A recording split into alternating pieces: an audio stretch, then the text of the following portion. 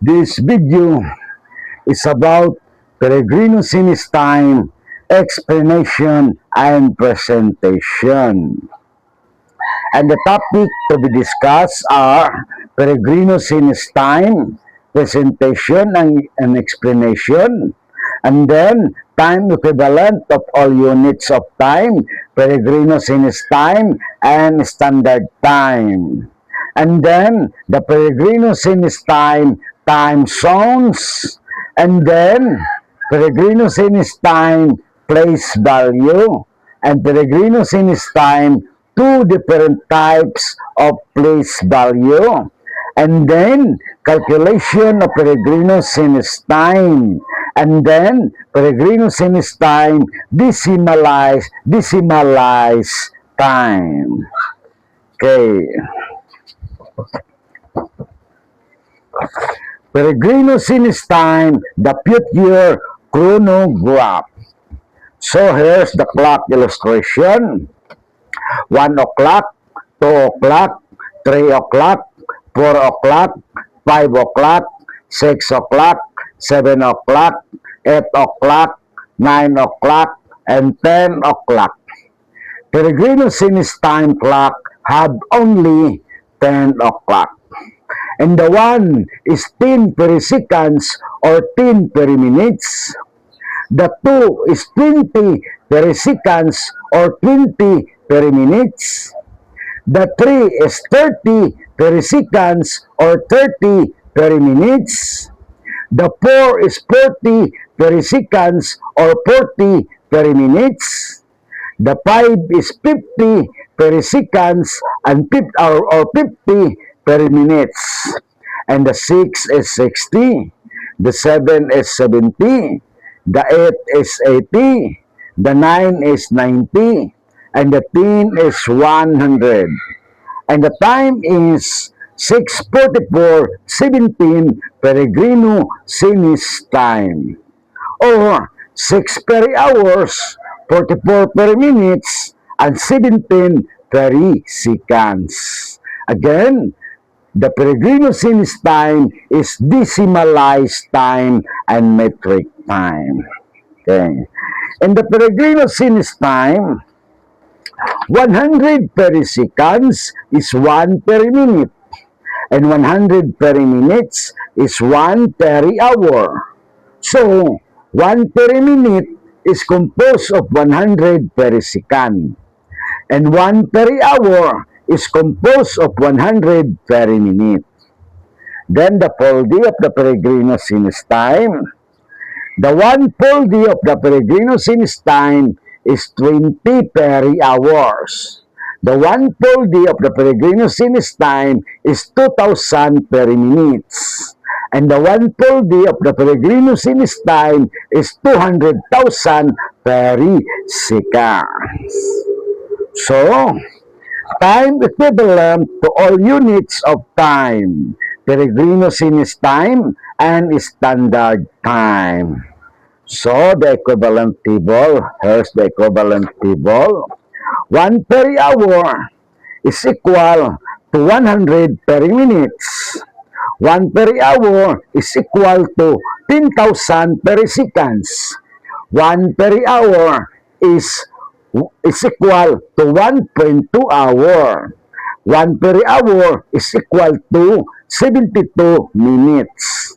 And 1 hour is equal to 4,320 seconds. So, another time equivalent table, 1 minute is equal to 0.01 hour. 1 minute is equal to 100 periseconds. And 1 minute is equal to 0.012 hour. And 1 minute is equal to 0.72 minute. And 1 minute is equal to 43.2 seconds. So, another time equivalent table. 1 perisecond is equal to 0.0001 per hour. 1 perisecond is equal to 0.01 periminute. 1 perisecond is equal to 0.00012 hour. 1 perisecond is equal to 0.0072 minute. And 1 perisecond is equal to 432 second. So, another time equivalent table. Okay. Time equivalent table. 1 hour is equal to 60 minutes. 1 hour is equal to 3,600 seconds. 1 hour is equal to 0.833333 per hour. 1 hour is equal to 83.3333 per minutes. And 1 hour is equal to 8,333.3333 per seconds. So, another time equivalent table. 1 minute is equal to 0.016666 hour. 1 minute is equal to 60 seconds. 1 minute is equal to 0.0138888 per hour. And 1 minute is equal to 1.38888 per minute. And 1 minute is equal to 138.88888 per seconds. So, the last one, equivalent table. Time equivalent table.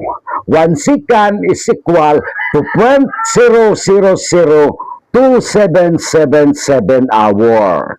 1 second is equal to 0.016666 minute. 1 second is equal to 0.0023148 hour per hour. 1 second is equal to 0.02314 per minute. And 1 second is equal to 2.3148148 per second. So, and now, the Peregrino Sinus time, the future chronograph time songs. The Peregrino Sinus time, the future chronograph time songs. Okay. In the Peregrino Sinus time, is the pulse meridian is composed of 180 degrees longitude wide. And the anti-meridian is composed of 180 degrees longitude wide also. A total of 360 degrees longitude wide. Okay. Continue. The one-fold view of the Peregrino Sinus time is 20 peri-hours. So, 360 degrees divided by 20 equals 18 degrees longitude wide. So, 1 peri-hour is 18 degrees longitude wide. Again, 1 peri-hour is 18 degrees longitude wide. So, now, the Peregrino Sinus time zones charts. Peregrino Sinus time and the corresponding degree longitude wide. So, 0 degrees is 10 o'clock noon. Alas 10 ng tanghaling tapat. Alas 10 sa udtong totok. So, 18 degrees longitude wide is 1 o'clock p.m. 36 degrees longitude wide is 2 o'clock p.m. And 54 degrees longitude wide is 3 o'clock p.m. And 72 degrees longitude wide is 4 o'clock p.m. So, continue. Continue. 90 degrees longitude wide is 5 o'clock p.m. 108 degrees longitude wide is 6 o'clock p.m. 126 degrees longitude wide is 7 o'clock p.m. 144 degrees longitude wide is 8 o'clock p.m. And 162 degrees longitude wide is 9 o'clock p.m. So, the other side of time zone. Okay. 180 degrees longitude wide is 10 o'clock midnight. Alas 10 ng hating gabi. Alas 10 sa tungang gabi. And 162 degrees longitude wide is 1 o'clock p.m. 144 degrees longitude wide is 2 o'clock p.m. 126 degrees longitude wide is 3 o'clock p.m. 108 degrees longitude wide is 4 o'clock p.m. So, continue. Continue. 90 degrees longitude wide is 5 o'clock p.m. 72 degrees longitude wide is 6 o'clock p.m. 54 degrees longitude wide is 7 o'clock p.m. 36 degrees longitude wide is 8 o'clock p.m. And 18 degrees longitude wide is 9 o'clock p.m. So, the Peregrino Sinus time, the future chronograph, place value. So, Peregrino Sinus time, place value. The time is 12:34:56.789 or equivalent to 12 hours, 34 minutes, 56 seconds, and 789 milliseconds. So, the place value. The place value of vertical position. 1 is tenths of peri-hour. 2 is ones of peri-hour. Then colon. Then 3 is tenths of peri-minute. 4 is ones of peri-minutes. Then colon. Then 5 is tenths of peri-seconds. 6 is ones of peri-seconds. Then point. Then 7 is hundreds of milliperisecond. Then 8 is tenths of millipereseconds. And the 9 is ones of millipereseconds. Okay. Okay. Peregrino Sinus time, 2 different types of place value. Again, Peregrino Sinus time, 2 different types of place value. So, 0.0123456789 peri-hour. So, the place value and vertical position. Okay. Place value and vertical position. Point. Then 0 is tenths of peri-minute. Then 1 is ones of peri-minute. 2 is tenths of peri-seconds. 3 is ones of peri-seconds. 4 is hundreds of millipereseconds. 5 is tenths of millipereseconds. 6 is ones of milliperesecond. 7 is hundreds of microperesecond. 9 is tenths of microperesecond. And the 9 is ones of microperesecond. So, the other types of place value. Vertical position, place value, another types. Then point. Then 0 is tenth of peri-hour. 1 is hundred of peri-hour. 2 is thousand of peri-hour. 3 is 10,000 of peri-hour. 4 is 100,000 of peri-hour. 5 is million of peri-hour. 6 is 10 million of peri-hour. 7 is 100 million of peri-hour. 8 is billion of peri-hour. And the 9 is 10 billion of peri-hour. Okay. The calculation of Peregrino-Senes time. Okay? The calculation of Peregrino-Senes time. In the Peregrino-Senes time, you can easily calculate the time manually or by using calculator, because Peregrino-Senes time is decimalized time and metric time. So, addition of Peregrino-Senes time. Addition of Peregrino-Senes time.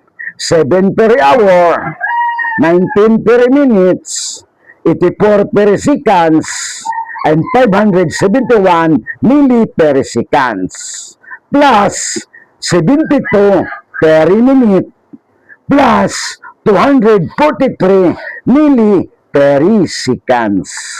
And the sum is 7 peri-hour, 91 peri-minutes, 84 peri-seconds, and 814 milli-peri-seconds. So now the subtraction of time. Subtraction of Peregrino-Senes time. Okay. 5 peri-hour, 9 peri-minutes, 85 peri-seconds, and 924 milli-peri-seconds minus 42 peri-seconds. And the difference is 5 peri-hour, 9 peri-minutes, 43 peri-seconds, and 924 milli-peri-seconds. So, the Peregrino-Senes time, decimalized time. The Peregrino-Senes time, decimalized time. So,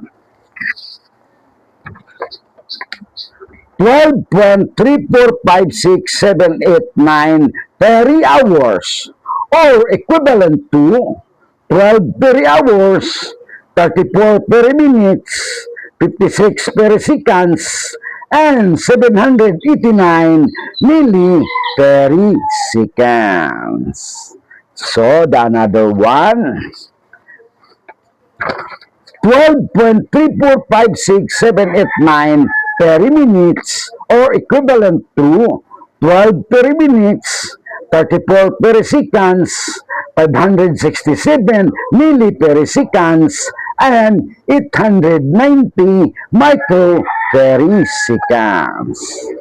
So, the last one, 12.345678 peri-seconds, or equivalent to 12 peri-seconds, 345 milli-peri-seconds, 678 micro-peri-seconds, and 900 nano-peri-seconds. So, that's all. And thank you so much.